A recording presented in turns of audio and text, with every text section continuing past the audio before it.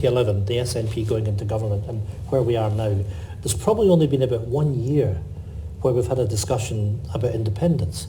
Much of the debate has been about process. It's about how Scotland gets that referendum. Now, of course, it's important, but I'd much rather have a debate about what kind of country.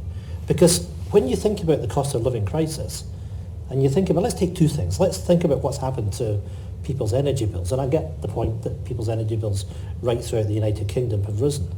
But when I look at this from a Scottish perspective, we've had a massive increase in our green energy output over the course of the last few years.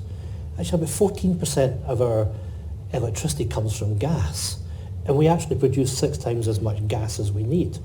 Yet the price that we are now paying for electricity is largely based on the wholesale gas market. If it was based on Scottish production, then we wouldn't be facing anything like the circumstances. So the broken UK energy market punishes us. And I've got my constituents, and they look at the increase in wind production, whether it's onshore or offshore, and say, hang on a minute, we've actually got all this production coming from Scotland.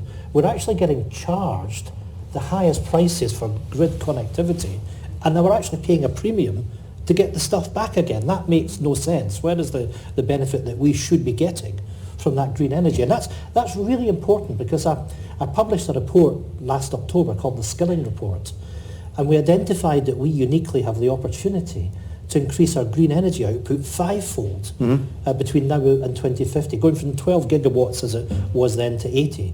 So there's a real opportunity to drive up green energy production, to do it on an affordable basis, and to create a competitive opportunity to have an industrial strategy for an independent Scotland. That's one thing. But then, and of course, remember that we're still exposed to movements in the gas market. We're in the summer, but goodness knows what we could face as we go through the winter. But then, of course, we've got what's happening to mortgages. And I have to say, you've all been let down by governments in London. We are where we are now, with interest rates where they are and the cost of mortgages where they are. But ask yourself a very simple question. Why hasn't the UK done what is the norm in the continent of Europe? What is the norm in the US? And you can have an offering of 25-year mortgages at fixed interest rates for that period. Now, I'm not suggesting for a minute that anybody should be doing that today. But the whole point about this crisis that we've now got is done on the basis of policy failure, that the government hasn't directed the institutions that are lending to mortgage owners to be given the opportunity to have long-term fixed-rate mortgages. Now, this could be done, because all you would have to do is issue long-term bonds.